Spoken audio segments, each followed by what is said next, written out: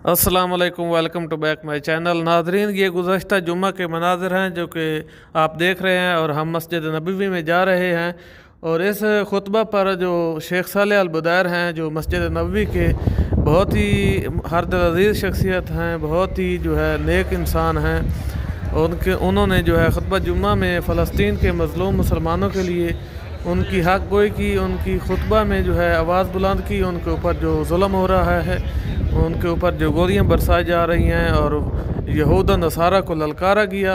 और मस्जिद नबवी में खुतबा के दौरान इमाम साहब जो है उनके के लिए दुआ भी करते रहे और उन दुआ में जो है दुआ करते करते वो रो भी पड़े। तो वो तमाम तर जो मनाज़र हैं, मैं आप लोगों को इस खुतबा के वो इस वीडियो में दिखाने वाला हूँ। तो आप वीडियो को जो है मुकम्मल वॉच करें, लाइक करें, शेयर करें, सब्सक्राइब करें।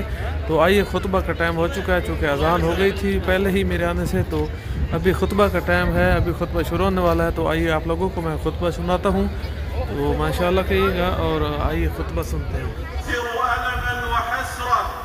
لما حل بأهلنا في غزة من كربة ونكبة. لقد بلغ السيل زباه والكيد مداه والظلم منتهاه، والظلم لا يدوم ولا يطول وسيضمحل ويزول، والدهر ذو صرف يدور وسيعلم الظالمون عاقبة الغرور. فعن أبي موسى الأشعري رضي الله عنه عن رسول الله صلى الله عليه وسلم أنه قال: إن الله ليملي للظالم حتى إذا أخذه لم يفلت. ثم قرأ صلى الله عليه وسلم: وكذلك أخذ ربك إذا أخذ القرى وهي ظالمة إن أخذه أليم شديد. متفق عليه. أيها المسلمون، كم شحن الظالمون المعتدون من الشوكة الرادعة والشكة القاطعة والقوة الجامعة، لكنهم غفلوا عما أجراه الله لعباده المظلومين من منح الصبر وعوائد النصر. ومهما بلغت قوة الظلوم وضعف المظلوم فإن الظالم مقهور مخذول مصفد مغلول، وأقرب الأشياء صرعة الظلوم وأنفذ السهام دعوة المظلوم يرفعها الحي القيوم فوق الغيوم. فعن أبي هريرة رضي الله عنه قال: قال رسول الله صلى الله عليه وسلم: من أصحابه الدواء، وأشهد أن نبينا وسيدنا محمدا عبده ورسوله، من اتبعه كان على الهدى ومن عصاه كان في الغواية والردى. صلى الله عليه وعلى آله وأصحابه صلاة تبقى وسلاما يترى. أما بعد، فيا أيها المسلمون، اتقوا الله فإن تقواه أقوى ظهير وأوفى نصير. كل أمر عليه يسير وكل شيء إليه فقير، والأمور إليه تصير وهو السميع البصير. لا يخفى عليه ما وقع على أهل الإسلام من الظلم الكثير والجور الكبير، وإن الله على نصرهم لقدير. يا أيها الذين آمنوا اتقوا الله وكونوا مع الصادقين. أيها المسلمون، للدهر طعمان حلو ومر، وللأيام سرفان عسر ويسر، وكل شدة فإلى رخاء، وكل غمرة فإلى انجلاء، وإن بعد الكدر صفوا وبعد المطر صحوا، والشمس تغيب ثم تشرق، والروض يذبل ثم يورق، ولله أيام تنتصر من الباغي وتنتقم من العاتي. الله يفرج بعد ضيق كربها، الله يفرج بعد ضيق كربها، ولعلها أن تنجلي ولعلها. إن الأمور إذا التوت وتعقدت نزل القضاء من السماء فحلها. فتحلوا بالطاعة والتزموا الجماعة، وإياكم والتشاحن والتطاحن، واحذروا الجدل والمراء، واعلموا أن من فعل ما شاء لقي ما ساء، ومن أصلح فاسدة أهلك حاسدة.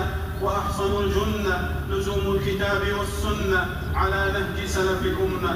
أيها المسلمون، لا يبرد اللوعة ولا يسكن الروعة إلا اللجأ إلى الله وحده. ومن لاذ بالله تعالى هدى توجعه وسكن تفجعه، والجزع لا يرد مقضيا ولا ينشر مطويا. وإذا أحاطت الحتوف ونزل الأمر المخوف فالجأوا إلى مولاكم وبثوا إليه همكم وشكواكم، واسألوه رفع البلاء واستدفعوا البلاء بالتضرع والدعاء، فليس شيء أكرم على الله عز وجل من الدعاء. وأعجز الناس من عجز عن الدعاء، ولا يرد القدر إلى الدعاء، والمتعلق بغير الله مقطوع، والمتجه إلى غيره محروم وممنوع. وصلوا وسلموا على أحمد الهادي شفيع الورى طرا، فمن صلى عليه صلاة واحدة صلى الله عليه بها عشرة. اللهم صل وسلم على نبينا محمد بشير الرحمة والثواب ونذير السطوة والعقاب، الشافع المشفع يوم الحساب. اللهم صل عليه وعلى جميع الآل والأصحاب، وارض عنا معهم يا كريم يا وهاب. اللهم أعز الإسلام والمسلمين، اللهم أعز الإسلام والمسلمين، اللهم أعز الإسلام والمسلمين، وأذل الشرك والمشركين، ودمر أعداء الدين، واحفظ بلادنا المملكة العربية السعودية من كيد الكائدين ومكر الماكرين وحقد الحاقدين وحسد الحاسدين، وجميع بلاد المسلمين يا رب العالمين. اللهم وفق إمامنا وولي أمرنا خادم الحرمين الشريفين لما تحب وترضى، وخذ بناصيته للبر والتقوى. اللهم وفقه وولي عهده وسائر ولاة المسلمين لما فيه عز الإسلام وصلاح المسلمين يا رب العالمين. اللهم احفظ جنودنا واحمي حدودنا وثغورنا، اللهم واشف مرضانا وعاف مبتلانا وارحم موتانا يا كريم يا عظيم.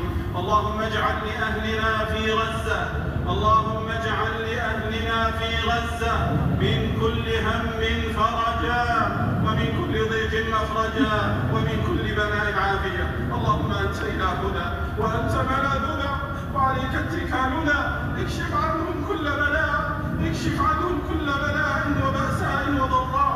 اللهم واحفظ منهم الأعراض والدماء، اللهم واحفظ منهم الأعراض والدماء، وانصرهم على عدوك وعدوهم يا سميع الدعاء. اللهم طهر المسجد الأقصى، اللهم طهر المسجد الأقصى، اللهم طهر المسجد الأقصى من رجز اليهود الغاصبين المحتلين، اللهم طهر المسجد الأقصى من رجز اليهود الغاصبين المحتلين. اللهم اجعل دعاءنا مسموعا ونداءنا مرفوعا يا كريم يا عظيم.